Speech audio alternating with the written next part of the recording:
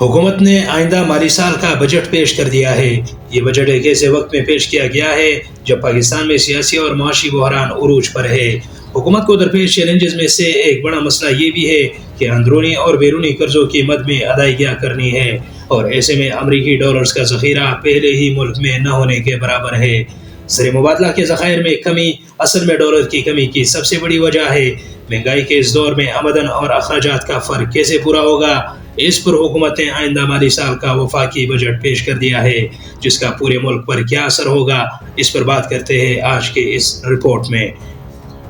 پاکستان کی حکومت قرض کے لیے عالمی مالیاتی ادارے انٹرنیشنل مانیٹری فنڈ یعنی IMF سے معاہدہ کرنے کی کوشش میں ہے، اور حکومت کا اس حوالے سے کہنا ہے کہ وہ IMF کی تمام شرائط پوری کر چکی ہے۔ اگر دیکھا جائے تو یہ اس حکومت کی جانب سے متوقع طور پر آخری بجٹ ہے، کیونکہ اسی سال ملک میں عام انتخابات ہونے ہیں۔ عام طور پر اگر کسی حکومت کی مدت پوری ہونے کے قریب ہو تو وہ ایسا بجٹ بناتی ہے جس میں عام آدمی کو بھرپور ریلیف ملے، لیکن اس بجٹ میں عام آدمی کو کیا ریلیف دیا گیا ہے، آئیے اس پر بات کرتے ہیں۔ اگرچہ اب تک IMF کی جانب سے کوئی قرضہ جاری نہیں ہو سکا، لیکن حکومت IMF سے امداد ملنے کی امید پر وفاقی بجٹ میں 12.4 ارب ڈالر کی متوقع امداد شامل کر چکی ہے۔ ایک طرف ملک کے معاشی پہیے کو چلانے کے لیے اگر IMF سے معاہدہ ہونا ضروری ہے، تو دوسری جانب یہ بات بھی قابل غور ہے کہ IMF کی شرائط مانے بغیر اس معاہدے کا ہونا مشکل ہے۔ واضح ہے کہ آئندہ مالی سال میں GDP کی شرح 3.5% رہنے کا تخمینہ ہے، جبکہ اوسط مہنگائی کی شرح 21% تک لگایا گیا ہے۔ واضح ہے کہ جب بنیادی ضروریات کی کچھ ایسی اشیاء اتنی مہنگی ہو جائے کہ عام آدمی کے لیے ان تک رسائی مشکل ہو، تو حکومت ریلیف دینے کے لیے ان اشیاء پر سبسڈی دیتی ہے، اور حکومت خود ان ایٹمز کی ادائیگی کا ڈائریکٹ حصہ بنتی ہے۔ آئندہ مالی سال کے بجٹ میں بجلی، گیس اور دیگر شعبوں پر سبسڈی کے لیے 1074 ارب روپے مختص کیے گئے ہیں، جبکہ ماہرین کے مطابق عام آدمی کو فائدہ اس وقت ہوگا جب کم آمدن والے افراد یا پھر چھوٹے کسانوں کو سبسڈی کا زیادہ فائدہ ہونا چاہیے۔ اس کے مقابلے میں زیادہ کمانے والے یا بڑے کسانوں کو اگر خاطر خواہ فائدہ نہ بھی ملے تو بھی عام آدمی کا فائدہ ہوگا۔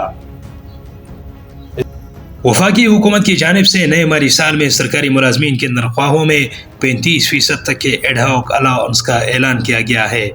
اس کی تفصیلات کچھ یوں ہے کہ 1 سے 16ویں گریڈ کے سرکاری ملازمین کی تنخواہوں میں 35%، جبکہ 17 سے 22ویں گریڈ کے افسران کی تنخواہوں میں 30% ایڈ ہاک اضافہ کیا گیا ہے۔ اب یہ ایڈ ہاک ریلیف الاؤنس کا مطلب کیا ہے؟ ایسا ایڈ ہاک ریلیف الاؤنس اس سے قبل بھی حکومتوں کی جانب سے دیا جاتا رہا ہے، تاہم بعد میں ایسے ملازمین کی بنیادی تنخواہوں میں ضم کر دیا جاتا ہے۔ تاہم فی الحال یہ الاؤنس 1 سال کے لیے ہوگا۔ اگر دیکھا جائے تو ایڈ ہاک کا سادہ مطلب یہ ہے کہ اگر کسی 17ویں گریڈ کے ملازم کی تنخواہ 50,000 ہے تو اسے تنخواہ کی مد میں 17,500 روپے زیادہ دیے جائیں گے۔ تاہم اس کے ساتھ سرکاری ملازمین کو ملنے والی مراعات میں یہ اضافہ شامل نہیں کیا جائے گا، اور یہ ان کی پینشن میں بھی کاؤنٹ نہیں ہوگا۔ اس کے علاوہ سرکاری ملازمین کی پینشنز میں 17.5% کا فلیٹ اضافہ کرنے کی تجویز دی گئی ہے، جبکہ وفاقی ملازمین کی کم سے کم تنخواہ 32,000 تک بڑھانے کی تجویز دی گئی ہے۔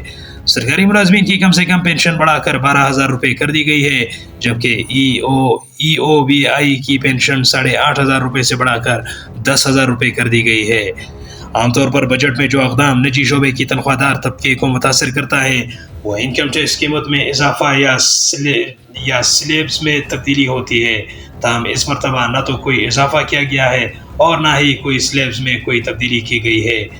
دوسری جانب حکومت کی جانب سے امیر افراد سے سپر ٹیکس کی وصولی کے لیے 3 نئے سلیب متعارف کروانے کی تجویز دی گئی ہے۔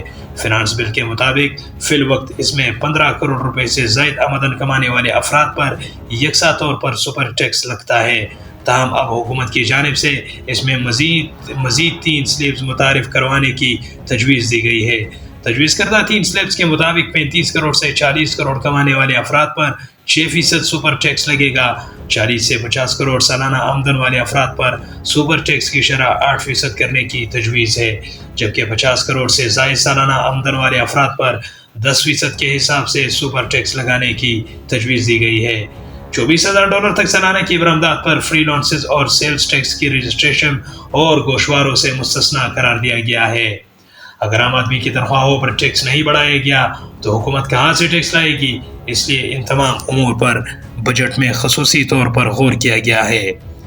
ایسے اقدامات میں کریڈٹ اور ڈیبٹ کارڈ سے بیرون ملک ادائیگیوں پر ٹیکس فائلرز کے لیے ٹیکس 1 سے بڑھا کر 5%، جبکہ نان فائلرز کے لیے 2 سے بڑھا کر 10% کرنے کی تجویز دی گئی ہے۔